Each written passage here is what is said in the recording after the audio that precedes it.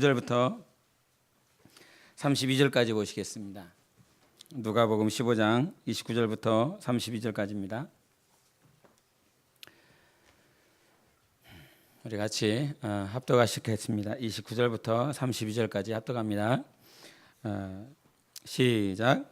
아버지께 대답하여 이르되 내가 여러 해 아버지를 섬겨 명을 어김이 없거늘 내게는 염소 새끼라도 주어 나와 내 벗으로 즐기게 하신 일이 없더니 아버지의 살림을 장녀들과 함께 삼켜버린 이 아들이 돌아오매 이를 위하여 살찐 송아지를 잡으셨나이다. 아버지가 이르되 예 너는 항상 나와 함께 있으니 내 것이 다 내 것이로되 이 내 동생은 죽었다가 살아났으며 내가 잃었다가 얻었기로 우리가 즐거워하고 기뻐하는 것이 마땅하다 아니라. 아멘. 우리가 예수 그리스도가 이 땅에 오셨다라고 하는 그 목적에 대해서 말을 할 때 보통 이게 세 가지를 말을 합니다. 하나님 아버지께 영광 돌리기 위함이고, 두 번째는 둘째 하늘과 연계를 시켜서 원수마귀를 대적하기 위해서 왔다. 세 번째는 뭐죠? 셋째 하늘을 향해서는 아버지께 영광 돌리기 위함이고, 둘째 하늘에 대해서는 원수마귀를 대적하고, 첫째 하늘에 대해서는 뭐죠? 인간을 구원하시기 위해서 오셨다. 이러지 않습니까? 그래서 우리 삭개오, 누가복음 19장에 보면 삭개오가 등장하는데, 그 삭개오가 등장하는 그 말씀 속에서 예수님께서 삭개오 집에 임하시고 난 다음에 하시는 말씀이 구원이 이 집에 임하였다. 그리고 주님께서 당신이 이 땅에 오신 목적에 대해서 말씀하시는 것이 나는 잃어버린 자를 찾으러 왔다 그랬습니다. 잃어버린 자. 그 잃어버린 자를 찾으러 오셨다라고 하는 것이 예수님의 목적인데, 우리가 오늘 본문 말씀을 통해서 첫째 아들과 둘째 아들의 관점에 봤을 때 누구를 잃어버린 겁니까? 여러분 생각에 첫째 아들과 둘째 아들에 대해서 누구를 잃어버린 상태가라고 생각하시는 거죠? 첫째 아들과 둘째 아들 가운데서 첫째 아들하고 둘째 아들 가운데서 누구죠? 기본적으로는 기본 베이스는 둘째 아들을 잃어버린 거죠. 그렇죠? 네, 둘째 아들을 잃어버렸습니다. 그러나 대다수가 그런 거죠. 대다수가 거의 90% 이상이 둘째 아들입니다. 자기의 정욕을 쫓아서 욕심을 쫓아서 살아가 버린, 그리고 나가버린 그 둘째 아들이 예수님이 말씀하신 잃어버린 자들이었습니다. 영적으로 잃어버린 상태. 그런데 이제 우리가 말씀을 이제 지난주에도 받아 알겠지만, 잃어버렸다라고 하는 건 내가 에덴 동산에서 하나님을 잃어버렸습니다.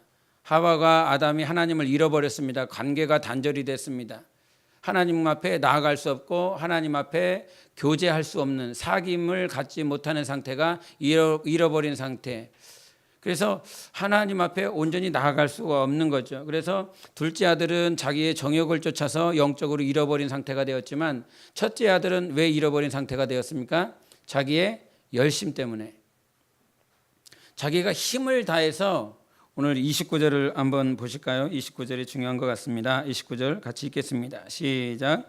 아버지께 대답하여 이르되 내가 여러 해 아버지를 섬겨 명을 어김이 없거늘 내게는 염소 새끼라도 주어 나와 내 벗으로 즐기게 하신 일이 없더니, 이런 말을 했습니다.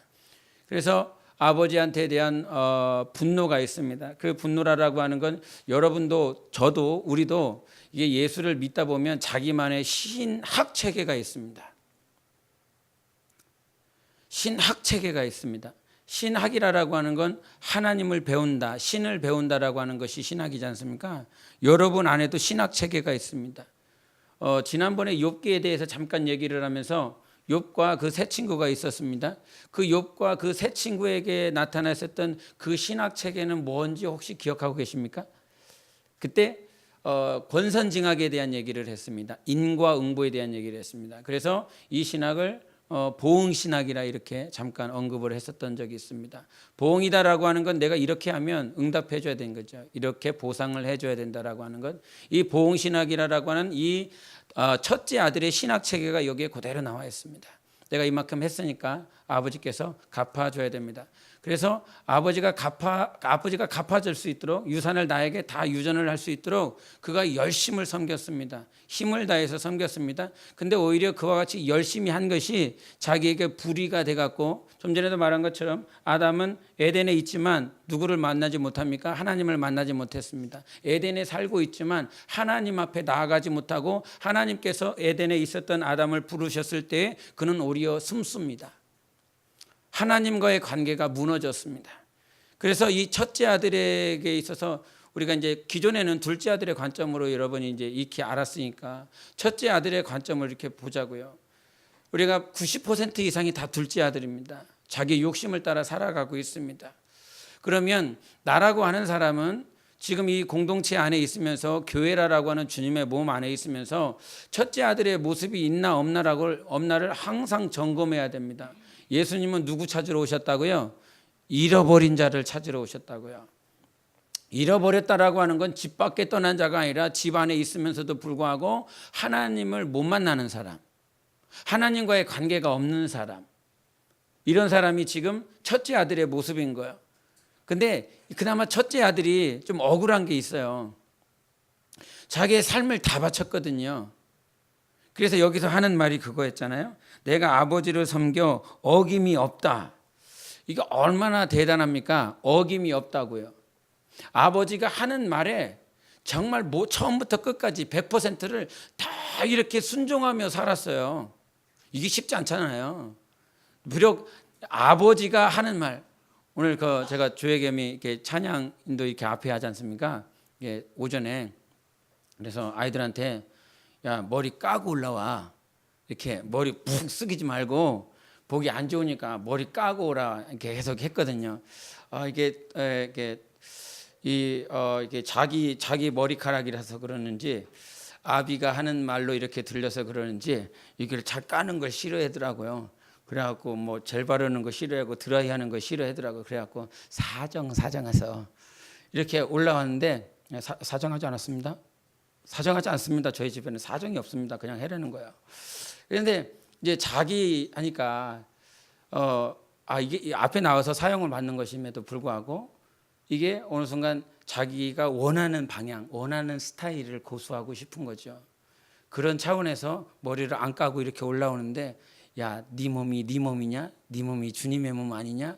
그러면서 이게 잠깐 이렇게 언급을 했지만 아버지가 하는 말에 있어서도 처음부터 10부터 100까지가 있으면 지키는 아들이 얼마나 있어요.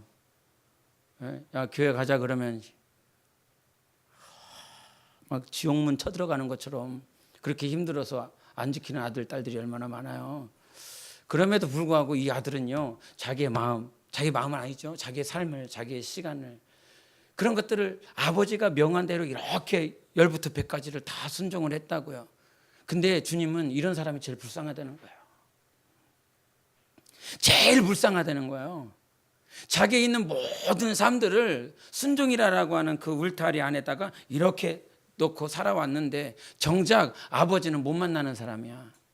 하나님 앞에는 설 수 없는 사람이야. 하나님과는 이게 아무리 불러도 아버지는 응답해 주시지만 아버지를 향하여 부를 만한 영감도 없고 느낌도 없고 감동도 없는 사람. 열심히 교회에서는 순종하는데 공동체 안에서는 열심히 자기의 시간을 빼앗기고 자기의 물질을 빼앗기고 자기의 모든 것들을 빼앗겨 수고하고 있는 것 같지만 아버지를 못 만나는 사람 얼마나 그렇습니까? 그래서 우리가 정말 조심해야 될 것이 지난주부터 계속 연결해서 오는 것이지만 첫째 아들이 하나님 앞에 잃어버린 자가 되었습니다. 자기의 의 때문에, 자기의 열심 때문에 아버지를 이렇게 떠나버렸어요. 그래서 자기를 스스로 의롭다 하는 자들의 특징을 이렇게 살펴보니까 지난번에 이런 말을 하면서 29절에 우리 한국말에 나오지 않는 단어가 있다라고 한 적이 있는데 기억하십니까? 29절 맨 초반에 우리는 아버지께 대답하여 이르되 이렇게 표현을 하는데 헬라어 원문에고 또 영어에는 등장하는 단어가 하나가 있는데 이두라고 하는 말이었습니다. 이두가 하는 말이 아버지 보세요 이거였습니다. 이게 공손하게 아버지 보십시오가 아니라 봐요 이거예요. 그래서 어느 순간 자기의 의 때문에 아버지를 향해서 대적하는 모습들이 이렇게 불쑥 튀어나와 버렸어요. 그 전까지는 아버지가 자기를 이렇게 그 가정 안에서 이렇게 대우해 주는 모습들이 있었기 때문에 아무런 문제가 없다가 아버지의 행동이, 아버지의 행위가 자기에게 부당하게 느껴져요. 내가 이렇게 했으면 아버지가 이렇게 해야 되는데 이것이 아버지의 응답, 아버지의 반응이 자기가 원하는 만큼 되어지지 않는 거예요. 우리가 그렇잖아요. 왜 이 광야라고 하는 고난 가운데 겪어야 되는지. 나 하나님 잘 섬기면서 기쁘며 즐겁게 신앙생활 하고 싶은데 왜 하나님은 내가 원하는 때에 내가 원하는 분량만큼 하나님의 역사는 없고 여전히 하나님의 때라고 주장하면서 하나님의 말씀이라고 주장하면서 하나님이 원하시는 것, 이런 말 하잖아요. 하나님이 응답하지 않는 것도 하나님의 응답하신 거라고.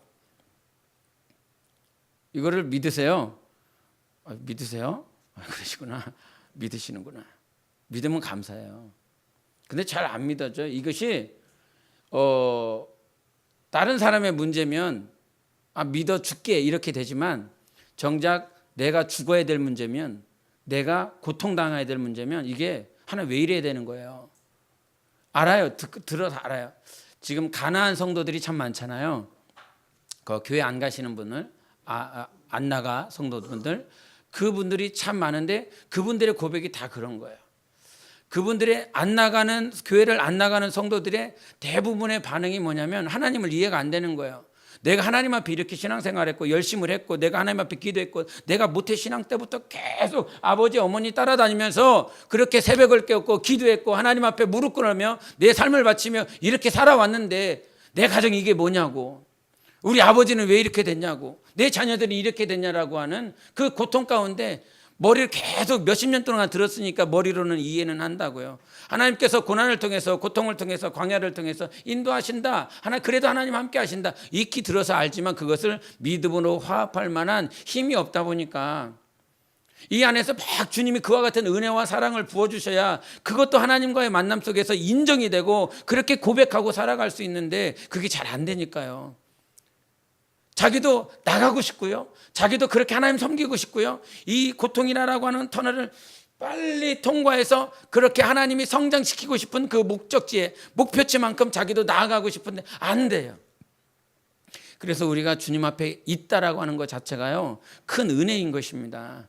찬양을 통해서 내가 막 눈물을 뿌려야만이 은혜가 아니라 오늘 우리의 삶이, 우리가 이 자리에 있어서 주님을 바라보고 그래도 주님의 말씀을 들으려고 하고 기도하려고 하는 그 삶으로 나아가고 있다는 것 자체가 은혜인 것입니다. 그 은혜 가운데서 내가 살고 있는데 정작 나의 수고만큼, 나의 노력만큼 하나님께서 이렇게 보응해 주시지 아니하시면 나의 어느 순간 불의가 드러나요. 그래서 아버지 앞에 봐요, 아버지. 아버지가 보라라고 하는 건 아버지에 대한 행위를 더 지적하고 있는 것입니다. 아버지의 마음이 아니라 아버지의 행위를 지적하는 삶. 아버지를 지적한다라고 하는 건 그 아버지가 그 당시에 잔치를 벌일 만큼 지주라 이 말이에요. 모든 사람들을 다 불러 모아서, 마을에 있는 모든 사람들을 불러 모아서 잔치를 벌일 수 있는 사람은 많지 않지 않습니까? 그럼에도 많은 사람들을 불러 모아서 그와 같이 잔치를 했다라고 하는 그 아버지를 이렇게 아버지 보세요라고 자기의 마음 가운데 불의가 확 드러난다라고 하는 건 그 마을의 리더인 거지요. 그 마을의 지주인 거지요. 그러면 결국은 그 마을의 공동체까지 이 자기의 보응에, 자기의 그 신학 체계 속에서 그 마을뿐만 아니라 그 아버지를 향한 대적하는 마음들이 있다는 거예요. 그리고 이와 같이 자기 불의를 드러나는 사람, 자기의 열심으로 살아가는 사람들은 자기 가치 기준이 있어요. 정말 그렇더라고요. 열심히 하는 사람들은요, 자기 안에 어떤 기준이 있어요. 근데 그 기준에 마찬가지로 아버지에게도 말을 했지만 그 아버지뿐만 아니라 둘째 이 동생 아닙니까? 이 동생을 향해서도 자기의 기준에 맞춰서 이렇게 살지 못했잖아, 너는. 이렇게 살아야 되는데 하지 못했어. 결국은 그를 사랑하고 품어야 될 첫째 아들임에도 불구하고 자기 기준 때문에 창녀와 함께 자기 아버지의 기업을, 아버지의 가산을 다 탕진해버린 그 둘째 아들을 포용하지 않습니다. 이것이 자기의 열심으로 살아가는 사람들의 문제점인 거죠. 자기의 불의가 드러나면 아버지를 대적하고 자기의 열심 가운데 기준으로 말미암아 영혼들을 사랑하지 못하는 거죠. 최소한 이 정도 해야 되잖아. 최소한 이 정도를 해야 네가 뭔가를 받고, 최소한 이 정도는 해야 네가 직분자고, 최소한 이 정도는 해야 네가 그런 사람이라고 이렇게 판단이 된다 이 말이죠. 그래서 오히려 세상 밖에서 허랑방탕하게 아픔 가운데 살아왔었던 자는 오히려 자기가 그렇게 힘들고 어려웠기 때문에 기준이 없어요. 기준이 없다라고 하는 건 누군가를 판단하고 정죄할 만한 기준이 없다 이 말이에요. 자기는 그렇게 살지 못했으니까. 그런데 그렇게 산 사람은 자기 기준이 있어서 결국은 그와 같이 기준을 가지고 판단해요. 그리고 마찬가지로 이게 이제 우리가 좀 잘 들어야 될 것은 무엇이냐면, 자기의 열심이 너무 많은 사람, 기준을 가지고 있는 사람에게 있어서 제일 중요한 게 뭐냐면, 좀 전에도 읽었던 것처럼 나는 아버지의 명을 어김이 없습니다라고 하는 그것들을 통해서 알 수 있는 것이 뭐냐면, 자기는 회개할 게 없어요. 자기 안에서 죄를 발견하지 못해요. 왜냐하면 아버지 명을 다 지켰으니까요. 그래서 회개해라라고 그래도 얼핏 생각이 안 나요. 내가 뭘 잘못했지? 내가 뭘 하나님 앞에 회개해야 되지? 자기 기준에서는 자기가 완전하기 때문인 거예요. 결국은 회개할 것이 없기 때문에 하나님 앞에 나아갈 방향이 없지요. 하나님 앞에 설 이유가 없는 거예요. 그래서 첫째 아들에게 있어서 가장 중요하고 시급한 문제는 하나님 아버지가 자기에게 얼마나 멀리 떨어져 있는지 가늠을 못하는 삶인 거예요. 같이 있어요. 아버지가 같이 있지만 자기 마음 가운데서는 아버지가요, 그 탕자 둘째 아들보다 더 멀리 떨어져 있는 거예요. 비록 육신적으로는 그 둘째 아들이 아버지와 멀리 떨어져 있지요. 볼 수도 없는 거리만큼 떨어져 있지만 이 영적으로 보면, 이 마음으로 보면 결국 같이 살을 부딪히며 살아가고 있음에도 불구하고 아버지는 탕자가 있는 그 거리만큼보다 더 멀리 아버지가 떨어져 있어요. 그런데 그와 같이 멀리 떨어져 있음에도 불구하고 자기가 아버지께 그처럼 멀리 떨어져 있다는 사실을 알지 못한다는 거예요. 나는 당연히 아버지 하나님 앞에 나아갈 수 있고 천국에 나아갈 수 있고, 그래서 마태복음 7장 21절에 하는 말씀, 주여 주여 하는 자마다 다 천국에 들어가는 것이 아니다, 오직 내 아버지의 뜻대로 하는 자라만이 아버지 하나님의 천국에 들어갈 수 있다라고 하는 그 사실. 자기가 귀신을 쫓았고 능력을 행했고 선지자 노릇을 했지만 그 선지자 노릇하고 능력을 행하고 자기의 열심을 다해서 한 그 기준 때문에 당신이 못 들어가요. 우리가 원하는 삶이 아니라 하나님이 우리에게 기준을 제시한 것이 있잖아요. 하나님께서 우리에게 주신 그 계명이라고 하는 건 하나님 사랑하는 거예요. 그리고 이웃 사랑하는 거예요. 자기의 열심을 다해서 순종하는 그 과정이 통로가 될 수는 있지만 그것이 자기 삶에, 우리 삶에 의가 돼버린다라고 한다면 이건 너무 큰 타격인 거란 말이죠. 우리가 병이 있으면 어떻게 합니까? 병이 있으면 당연히 병원에 가겠죠. 의사한테 가겠죠. 의사한테 가서 자기 몸을 맡길 거예요. 근데 자기가 병이 있음에도 불구하고 그 병이 있는지를 몰라. 그래서 결국에는 뭐 3기, 말기, 그 암이 다 퍼진 상태에서 병원에 가게 되는 거죠. 병이 있다라고 하는 그 사실을 빨리 진단했다라고 그런다면 속히 의사에게 갔을 거예요. 근데 첫째 아들에게는 자기가 병이 있다라고 하는 사실을 전혀 몰라요. 그런 눈들이 자기 삶에 지금 내가 이렇게 살아가고 있다라고 하는 그것을 주장하지 말고 정말 아버지가 무엇을 원하는지에 대한 그 관점이 우리 안에서 있어야 되는 것입니다. 그래서 맏아들의 삶 가운데서는 항상 이 자기 기준을 따라, 상황에 따라, 문제에 따라 분노하고 자기가 격분하며 그렇게 살아가요. 마찬가지로 그 격분하며 분노하는 삶이기 때문에 어떤 영혼도 포용이 안 돼요. 사랑할 수가 없어요. 왜냐하면 자기 기준에 미달되는 사람은 자기가 받아들일 수가 없거든요. 그리고 우리 29절에 하는 말이 뭐냐면 아버지를 섬겼다라고 하는 이 말씀이 있는데, 여기서 이 아버지를 섬겼다라고 하는 말은 아버지를 위해서 노예처럼 살았다는 거예요. 종처럼 살았다고. 그래서 노예와 같이 아무런 생각 없이, 아무런 마음 없이 그냥 종처럼 아버지를 섬겼어요. 그러니 얼마나 고달퍼요. 영적 생활이, 신앙 생활이 예수 때문에 감사해야 되고 예수 때문에 기뻐해야 되는데, 아버지 하나님께서 나를 사랑하신다라고 하는 그 가치 때문에 기뻐하는 것이지, 아버지께서 나에게 일을 시켰다라고 하는 것 때문에 기쁘지 않거든요. 아버지가 나를 사랑하신다라고 하는 그 사실 때문에 감격이 있어야 되는데, 그 첫째 아들에게 있어서는 감격이 없어요. 여러분 한번 살펴보세요. 자신을 살펴보세요. 내가 영적 생활하면서 지금 감격이 있는가, 기쁨이 있는가, 즐거움이 있는가. 결국은 그게 없다라고 하는 건 직분 감당이라고 하는 그 허울 안에, 그 울타리라고 하는 그 울타리 안에서 내가 막 허우적대면서 살아가고 있는 거예요. 하긴 해야 되겠는데, 하긴 해야 되겠지만 이것을 함에 있어서 맏아들에게 맡겨진 그 맏아들의 정신으로 하는 것이 아니라 종처럼 하고 있다고요. 노예처럼 하고 있다고요. 사랑으로 순종하는 것이 아니라 그냥 순종해야 되니까 순종하는 그 삶. 우리는 이러한 말들이, 이러한 생각들이요, 자기 안에 있다라고 할지라도 이것들을 입 밖으로 내지 마세요. 원수만 좋아할 뿐인 것입니다.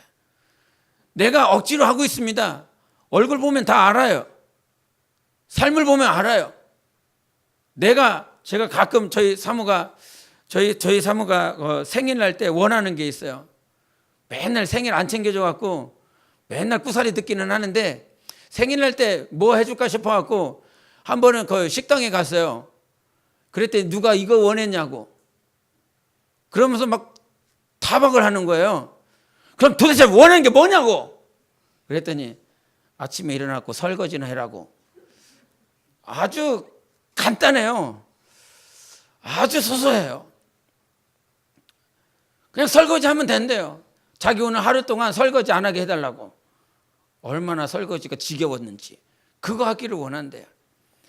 근데 평상시에 만약에 이게 원하지 않는 상태에서 시키면 제가 종처럼 합니다. 입이 막 나와갖고요, 퍽 해요. 하기는 해요. 그럼 막 튀기죠. 막 샴푸랜다. 거품 막 튀기고, 막 옷에 막 튀기고, 여기 막 티셔츠 막 물 팍팍 튀기고, 하기는 해요.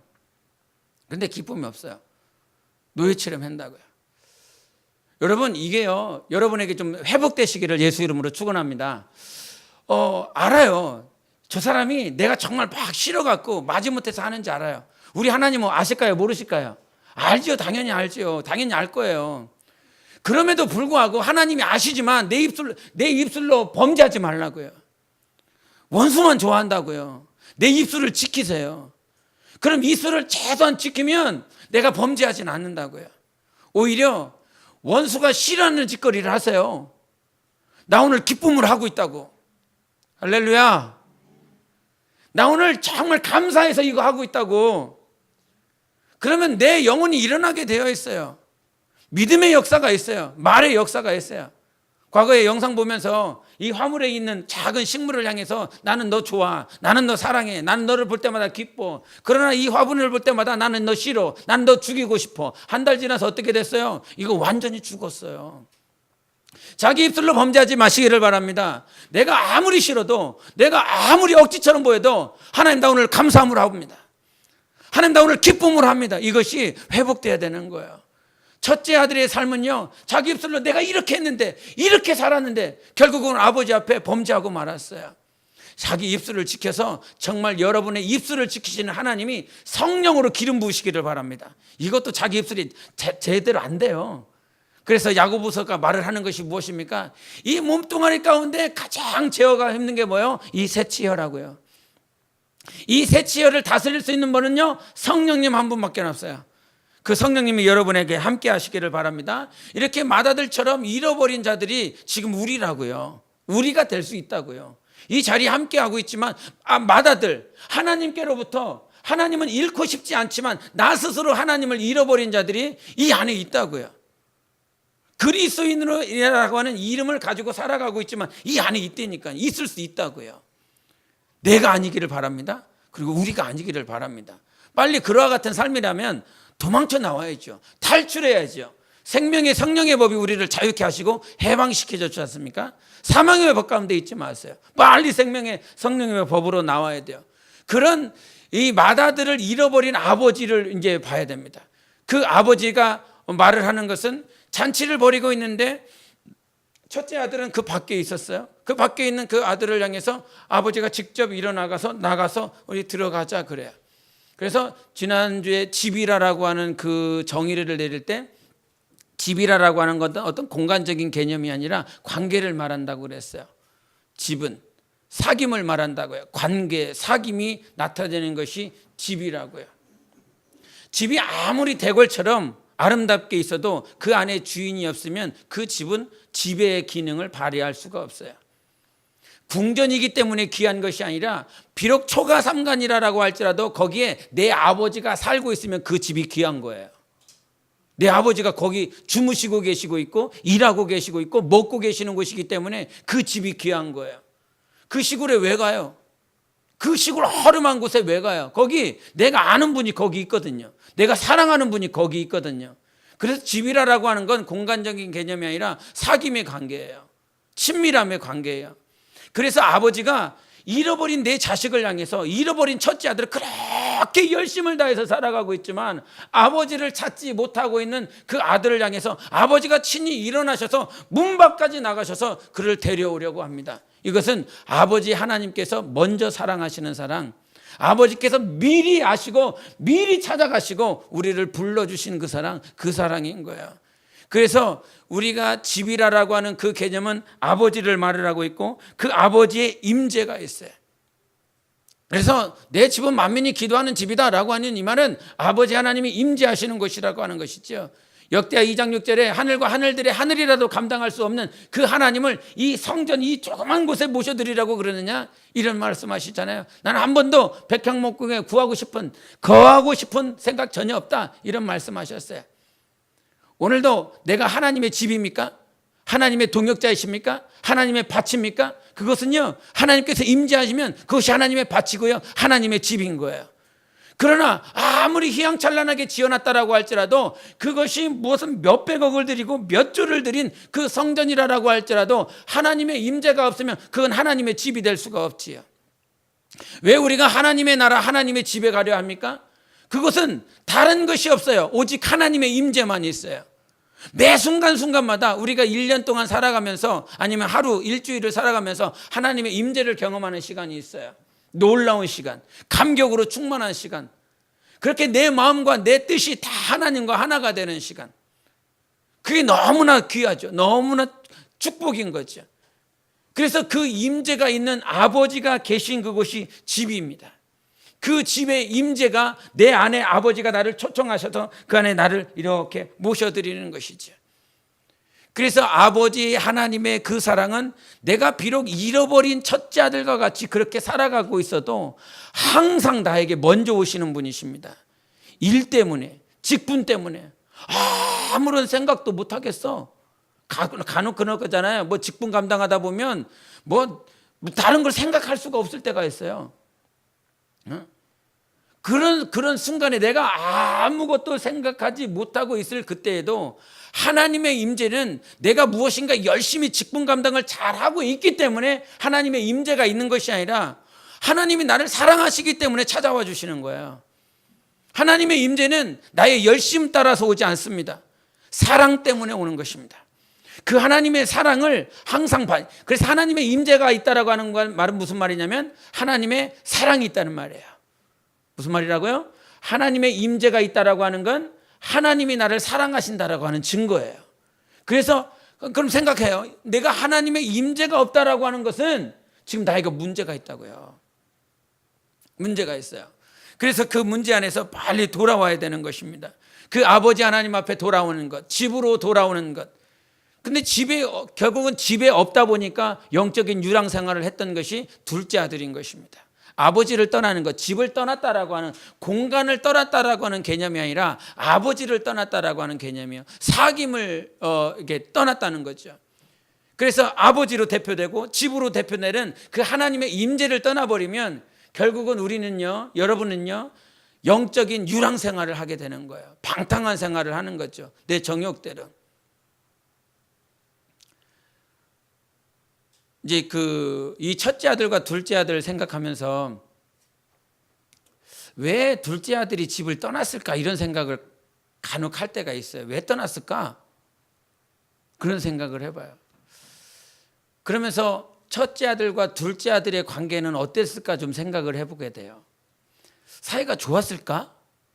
사이가 안 좋았을까? 이런 생각을 해보게 돼요.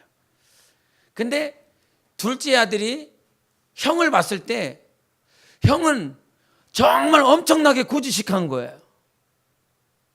아버지 명을 막 지켜요. 근데 그거를 기쁨으로 하면 좋겠는데, 감사함으로 하면 좋겠는데 막 인상 팍팍 써가면서 그걸 하고 있는 형을 날마다 보는 그 마음은 어땠을까? 막 지겨웠을 것 같아요. 형 왜 그렇게 살아? 왜 그런 식으로 살아? 아마 그 마음이 막 여기서 막 찼을 것 같아요. 그러다 보니 아버지를 보는 마음이나 형을 보는 마음이나 똑같았을 것 같아요. 날마다 종처럼 일을 하고 있는 그 첫째 아들 보고 있는 아버지, 아버지는 첫째 아들에게 뭐고 아들은 아버지에게 뭐냐. 그러면서 그 시간들이 그 집이라고 하는 그 공간이 너무나 지겹고 힘들었을 것 같은 그런 생각이 불쑥 드는 거죠. 그러면서 결국은 둘째 아들은 떠나지 않았을까? 그런 제가 하나님 앞에 그런 생각들을 해보게 돼요. 그런데 결국은 첫째 아들과 이 둘째 아들의 관계를 통해서 첫째 아들도 성장하게 되고요. 둘째 아들도 성장하게 돼요. 그렇게 형이 형편없다라고 하는 그 형을 보면서 또 둘째 아들이라고 하는 그 둘째 아들 자기 기준에 맞지 않는 그 자기 동생을 보면서 결국은 둘이 다 깨지면서 하나님 앞에 돌아오기를 원하는 그 모양으로 돌아오기 때문에 여태껏 첫째 아들이든 둘째 아들이든 그 공동체라고 하는 집 안에서 살아가면서 꼴보기 싫기도 하고 답답하기도 하고 자기 기준에 맞지 않는 동생을 바라보면서 폄하하고 무시했을 것이고, 동생은 형을 바라보면서 왜 그렇게 사냐고 그러면서 형의 삶의 방식을, 삶의 스타일을 이렇게 또 한번 자기 스스로 대적하고 무시하는 그런 모습들이 서로 간에 있었을 거란 말이죠. 그럼에도 불구하고 첫째 아들과 둘째 아들이 성장하고 성숙하고 아버지 집에 돌아올 수 있었던 것은 하나님 아버지의 전적인 사랑인 것입니다. 우리가 불의로 말미암아 하나님을 잃어버리기도 하고 자기의 정욕을 쫓아서 하나님을 잃어버리기도 하지만, 하나님께서는 아들 예수 그리스도를 통해서 잃어버린 자를 찾으러 오셨다라고 말씀해 주셨습니다. 그러므로 결국은 하나님의 그 사랑이 의 때문에 잃어버린 자, 정욕 때문에 잃어버린 자들을 하나님의 사랑만이 다 찾게 되어 있어요. 이게 너무 우리가 신앙생활을 하면서 아버지를 닮아간다라고 하는 거. 다윗 한번 보겠습니다. 다윗이 왕이 돼서 그가 왕권이 든든히 하고 난 다음에 이 암논이라고 하는 그 첫째 아들이 그 압살롬의 누이였었던 다말을 범죄합니다. 강간을 합니다. 강간하고 나서 압살롬이 그 사실을 알고 암논을 죽여버리려고 계획을 세우죠. 결국은 양털 깎는 그 잔칫날에 암논과 그의 형제들을 초청해서 결국은 죽여버립니다. 암논을. 그렇게 죽여버렸었던 압살롬이 이제는 도망가 버립니다. 요단강 저편으로 구슬지방이라고 하는 곳으로 도망가 버립니다. 그 도망가 있었던 그 아들을 요압과 아비새가 신하들이 자꾸 아들을 오게 하라고, 당신의 아버지의 그 명예, 아버지의 권위가 자꾸 떨어진다고. 그래서 결국은 신하들의 말에 못 이겨서, 정치적인 입김에 못 이겨서 압살롬을 데려와요. 데려왔더니 다윗이 어떻게 대합니까? 아들아 아들아 그럽니까? 버선발로 나가서 내가 너를 그렇게 기다렸다 이렇게 합니까? 그렇지 않죠. 별채에 두면서 쳐다보지도 않습니다. 별채에 두다가 몇 년을 기다렸어요. 그런데도 한 번 보지 않아요. 여러분, 천한 시내가 얼마나 좁아요. 예? 아무리 원수라도요 한 번은 만나게 되어 있어요. 그런데 그 베들레헴 예루살렘은요 여기보다 훨씬 적거든요. 그런데 그 아들이 이 예루살렘 끝에서 끝에 이렇게 떨어져 있는 것이 아니라 그 테두리 안에 있다고요. 그런데도 몇 년 지났는데 아버지하고 아들이 한 번 안 만나요. 이 말인즉슨 정치적인 입김에 의해서 결국은 압살롬이 돌아오긴 돌아왔지만 압살롬은요, 아버지한테 용서를 받은 일이 없어요. 이 말은 아버지께 사랑을 받은 일이 없어요. 아버지께 용서를 받은 일이 없어요. 같은 몸뚱어리, 같은 지역에 있고 같은 울타리 안에 있지만 아버지의 사랑이 항상 그리운데, 아버지의 용서가 항상 그리운데 아버지는 같이 있지만 용서를 안 해주는 거야. 아버지는 같이 있지만 사랑을 베풀어 주지 않는 거예요. 결국은 그것이 압살롬이 암논을 죽이는 죄로 반응을 했지요. 자기 형을, 첫째를. 암논이 지었었던 그 죄에 대해서 압살롬은 어떻게 반응을 했냐면 죄로 반응을 했어요. 그 죄로 반응했었던 그 압살롬을 향해서 다윗은 다시 어떻게 반응을 하냐면 죄로 반응을 하는 거예요. 용서가 사랑이 아니라 범죄자야. 너는 그 별채에서 계속 처박혀 있어야 돼, 평생. 그렇게 죄가 죄를 상대하고 또 죄가 죄를 상대하는 삶인 거예요. 결국은 그 죄에 불신을 받았었던 압살롬, 용서받지 못하는 자, 사랑받지 못하는 자는 이제 아버지를 대적하기로 결정해버립니다. 결국은 그래서 자기가 왕이 되겠다라고 3년인가 4년인가를 그 예루살렘 성전에서 백성들에게 그 왕이 잘못했다라고 계속 소문 퍼뜨리면서 왕을 대적하게 됩니다. 그래서 결국은 때가 돼서 압살롬이 쳐들어가죠. 이 쳐들어온다라고 하는 소식을 듣고 다윗은 이 광야로 도망갑니다. 사울에게 쫓김을 받았었던 다윗, 광야에서 하나님 바라보는 훈련을 했습니다. 아무리 원수가 나를 대적한다 할지라도 나 하나님 보겠다고, 나 하나님만 의지하겠다고, 하나님이 나의 산성이시고 나의 방패시라고, 그러면서 자기의 영혼이 단련됐어요. 그런데 거기까지만이었다고요. 범죄한 자들을 향해서 죄 지은 자기 아들이라고 할지라도 사랑하지 못하는 그 영적 상태를 이렇게 비추고 있는 것입니다. 그런데 그 광야에 결국은 갔더니 자기가 아들의 심정을 이해하게 됩니다. 얼마나 외로웠을까, 얼마나 힘들었을까. 저는 이 다윗과 이 압살롬의 이 관계를 보면서 제 자신을 이렇게 막 되돌아보게 되고, 또 우리 직분자들의 모습을 한번 되새겨보고 이게 마음에 찔림이 있습니다. 광야에 가봐야만 이 압살롬이 얼마나 힘들었는지를 이해를 하는 거예요. 얼마나 괴로웠었던지를 그제 가서 이해하는 거예요. 압살롬이 별채에 있었을 때에 이가 얼마나 힘들었을까. 자기 형을 죽이고 자기 어머니에 살았었던 그 어머니 집으로 도망갔었던 그 11년이라고 하는 시간 동안 얼마나 힘들고 어려웠을까, 괴로웠을까. 이것들을 깨닫지 못하는 거죠. 돌아와서도 마찬가지고 압살롬의 심정을 이해하지 못하는 그 다윗의 모습, 이것이 나의 모습, 직분자들의 모습, 우리 교회의 모습은 아닐까라고 하는 것들을 순간 막 생각을 하게 되면 이 마음에 막 찔림이 있습니다. 그럼에도 불구하고 하나님께 감사한 건 이 압살롬이 다시 죄로 반응을 했습니다.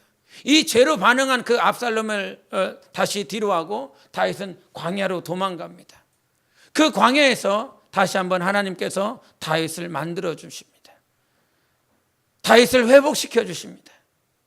그 회복된 다윗이 이제 돌아오면서 결국은 이제 압살롬과 전쟁을 하게 돼서 다윗의 신하와 압살롬의 신하들이 전쟁을 하며 그 다윗이 신하들에게 당부하는 것이 있어요. 나를 봐서라도 이 압살롬을 살려다오. 그런데 결국은 신하들이 죽어버리지요. 그 죽었다라고 하는 압살롬의 소식을 신하들이 고합니다. 그 소식을 듣고 다윗은 대성통곡합니다. 나의 아들 압살롬아, 나의 아들 압살롬아, 나의 아들 압살롬아, 내가 네 대신에 죽었더라고 한다면 나의 아들 압살롬아. 그 전에는 그렇게 별치해 두면서 힘들고 외로웠었던, 고통스러웠었던 압살롬을 보지 못하더니 광야에서 회복되어지고 광야에서 하나님 앞에 세움을 받아서 결국은 자기 아들 온전히 용서할 수 있는 자로 이렇게 세워지는 모습들을 이렇게 보게 됩니다. 그 사건이 오늘 본문 말씀과 이렇게 대치가 되더라고요. 다윗이 아무리 하나님 마음에 합했어도 사랑하지 못하고 용서하지 못하는 자기 기준이 있더라고요. 정치적으로, 경제적으로, 아니면 자기의 왕권 때문에 온전히 사랑하지 못하는 그런 모양새들. 그런데 하나님 아버지는 자기 권위가 중요하지 않아요. 자기 명예가 중요하지 않아요. 자기 위신이 있잖아요. 아까 지주했으니까요. 온 마을 사람들을 다 불러 모아서 잔치를 할 수 있을 만큼 지주고 명예도 있는 자지만 자기의 명예, 자기의 위신을 먼저 생각하지 않아요. 아들을 살리는 것, 아들을 나의 집으로 먼저 불러들이는 것이 아버지에게는 가장 중요했어요. 그런 것들을 보면 과연 우리에게 율법처럼 교리처럼 가지고 있는 나의 가치 기준, 내가 신앙생활하면서 세워놓았던 것, 이 모든 것들 과연 우리는 정말 아버지 마음이 먼저인지 첫째 아들처럼 자기가 가지고 있는 그 기준이 먼저인지 되돌이켜 봐야 된다. 분명히 다시 한번 되돌이켜 봐야 된다. 첫째 아들에게 있어서 가장 큰 문제는 뭐였냐면 행위는 있었고 율법에 대해서 순종하는 모습들은 있었지만 아버지의 마음은 없었어요. 여러분 누가복음 15장에 보면 세 가지 비유 말을 합니다. 첫 번째 비유가 뭡니까? 잃어버린 것에 대해서 말을 했을 때 첫 번째 비유가 뭐예요? 99마리 양이 있는데 한 마리 잃어버린 양. 두 번째는 뭡니까? 한 드라크마. 열 드라크마를 받았는데 신랑으로부터 결혼할 자에게부터 10 드라크마를 받았는데 한 드라크마를 잊어버렸어요. 그 한 드라크마가 없으면 결국은 그 한 드라크마는 결국 결혼하기에 대한 약조 예물이에요. 그게 없다라고 하는 건 내가 신랑에 대한 반감들, 내가 저 신랑을 원하지 않는다라고 하는 그런 표시로 그렇게 드러날 수 있어요. 양을 찾는 건 생계를 위한 것이지요. 드라크마를 찾는 건 결혼에 대한 문제예요. 가정을 이루는 문제예요. 그런 생계에 대한 문제에 대해서도 목자가 가서 찾아요. 자기의 시간을 들여서 마음을 다해서 양을 찾아요. 드라크마도 마찬가지로 결혼하는 그 문제, 가정을 이루는 그 문제에 대해서도 그 여자가 집을 치우고 청소하고 불을 밝혀서 힘을 다해서 그 한 드라크마를 찾아요. 잃어버린 양, 잃어버린 드라크마를 찾아요.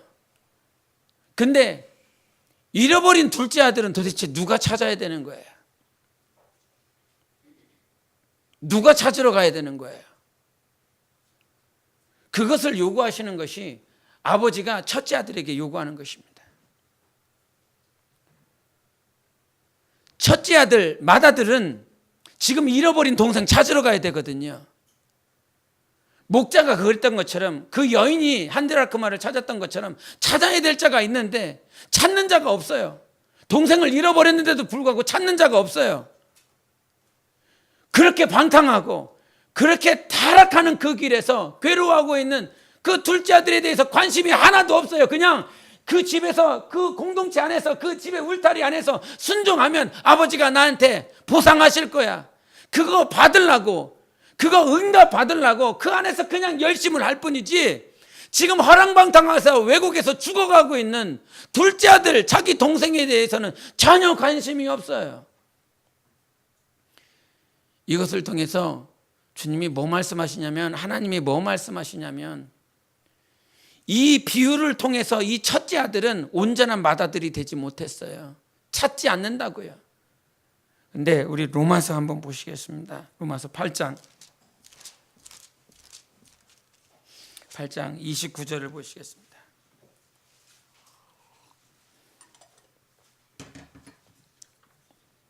8장 29절 우리 함께 같이 보겠습니다. 8장 29절 시작. 하나님이 미리 아신 자들을 또한 그 아들의 형상을 본받게 하기 위하여 미리 정하셨으니 이는 그로 많은 형제 중에서 맏아들이 되게 하려 하심이니라. 아멘. 누구를요? 누구를 맏아들 되게 하시겠다는 거예요? 예수 그리스도요. 이 비유 가운데서 우리는 마치 둘째 아들과 같아요. 탕자와 같아요. 그런데 이 탕자로서 세상 가운데 방탕하고 타락하고 외로워하고 힘들어하고 있는 우리를 누가 찾으러 오셨다고요? 맏아들이신 예수 그리스도요. 예수만이 참 맏아들이 되시는 것입니다. 그분이 직접 우리를 찾으러 왔어요. 2014년도에 세월호 사건이 있었죠. 그 세월호 사건 가운데서 아이들 구명조끼 다 입고 있었습니다. 그 아이들이 그 안에서 살려주기를 기다리고 있었죠. 그러나 선장이나 항해사는 방송을 통해서 그 자리에 앉아 있으라고, 안전한 그 장소에 있으라고.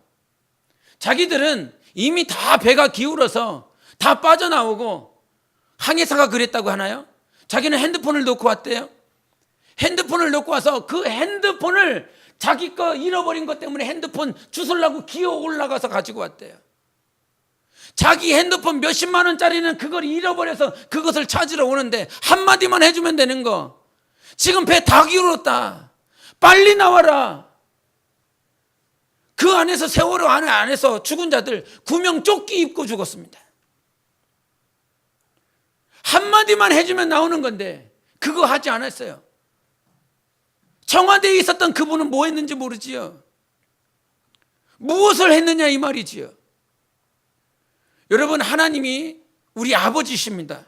그 아버지가요, 우리에게 마음을 주시는 건, 아버지의 마음은요, 지금 아들을요, 수천 번, 수만 번 찾았어요. 그 아버지의 마음이 맏아들에게 있기를 원하는 거예요. 우리가 먼저 하나님 앞에 부름을 받았다면, 먼저 주 예수 그리스도 안에서 부름을 받았다면, 맏아들의 직분, 맏아들의 그 마음, 맏아들이 지금 무엇을 해야 되는지 온전히 알아야 되는 거거든요. 아버지는 오늘도 예수 그리스도를 통해서 나는 잃어버린 자 찾으러 왔다. 아버지가 나를 보내셨다라고 하는 이유가 뭐예요? 그럼 아버지는 오늘도 잃어버린 자를 찾기를 원하시는 겁니다. 믿으십니까? 아버지는 오늘도 잃어버린 자를 찾기를 원하세요. 그 아버지의 마음이 우리 안에 있기를 원하는 겁니다. 아버지, 내 마음 주세요. 그 아버지는 사랑이시다. 아버지는 평안이시다. 아버지는 은혜이시다라고 하는 것이 아버지의 마음이지요. 그런데 그 안에 아버지의 마음은 오늘도 잃어버린 자를 정말로 찾고 싶어하는 그 마음이 아버지에게 있다고요. 아버지의 마음을 구할 때 그저 아버지는 사랑이다, 은혜다, 평안이다, 거룩이다, 이런 근본적이고 아주 본질적인 이 아버지의 마음 가운데서 우리가 또 찾아야 될 것은 오늘 본문 안에 이것이 있습니다. 네가 정말 첫째 아들이라고 한다면, 맏아들이라고 한다면 예수 그리스도가 우리 영혼의 참 맏아들이 되었던 것처럼 그 맏아들이 되어달라는 거예요. 잃어버린 자들, 복음, 오늘 주일에 그랬죠. 주일낮에 복음이 뭐냐고. 예수께서 십자가에 못 박히신 거 그거 아는 것이 복음을 네가 아는 거냐고. 예수께서 십자가에서 내 죄를 사해 주셨다라고 하는 거, 이것이 복음이고 이 복음 자체를 아는 것이냐고. 복음을 아는 자는 그 복음 때문에 살아가는 거예요. 복음을 위해서 사는 거예요. 복음 자체가 기쁨이고 생명이기 때문에 이 기쁨과 생명 가운데서 살아가는 것이지요.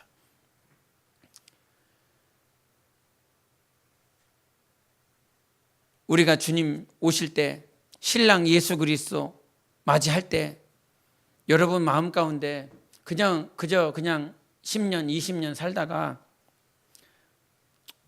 주님 앞에 서는 것, 그런 모양이 되지 않기를 원합니다. 어떻게 하든지 주님을 위해서 사는 영혼의 삶이 되셨으면 합니다.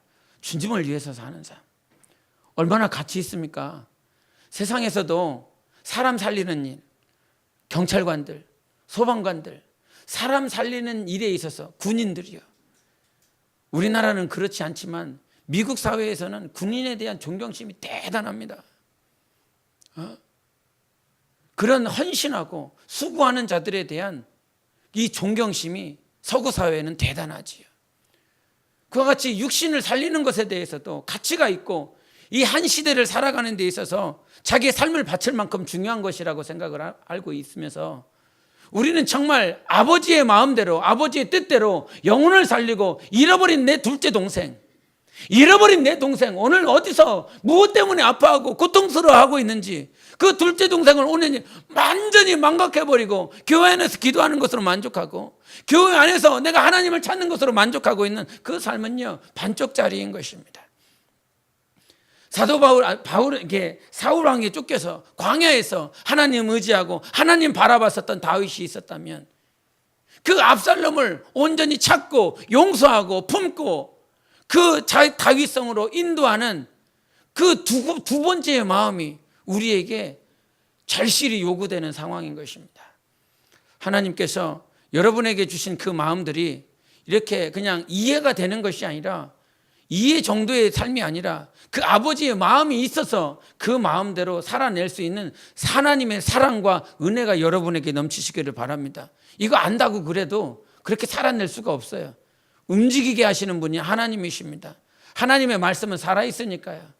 죽은 말씀 받지 마시고 여러분 영혼 가운데 살아있는 말씀으로 여러분의 삶이 살아내시기를 예수 이름으로 축원합니다. 할렐루야. 오늘 이 시간 함께 기도하기 원합니다. 이 시간 기도할 때 아버지의 마음, 하나님의 마음, 나를 사랑하신 그 마음, 그 둘째 아들 또 첫째 아들을 이렇게 관계 속에서 아버지의 집으로 인도하시고자 하는 그 아버지의 마음이 단지 그냥 이해되는 것이 아니라, 내가 오늘 이해됐어, 이 설교가 무슨 내용인지 알겠어, 그게 아니라 내 여러분 영혼 안에 이 머리로부터 이 심령의 30cm의 이 장벽을 허물어버리고 아버지의 마음이 내 안에 들어오기를 원합니다. 아버지의 심정이 내 안에 들어오기를 원합니다. 아버지의 마음을 주셔서 그 마음을 헤아리고 그 마음대로 순종할 수 있는 첫째 아들 참 맏아들이 될 수 있는 삶이 될 수 있도록 예수의 외치고 기도하겠습니다.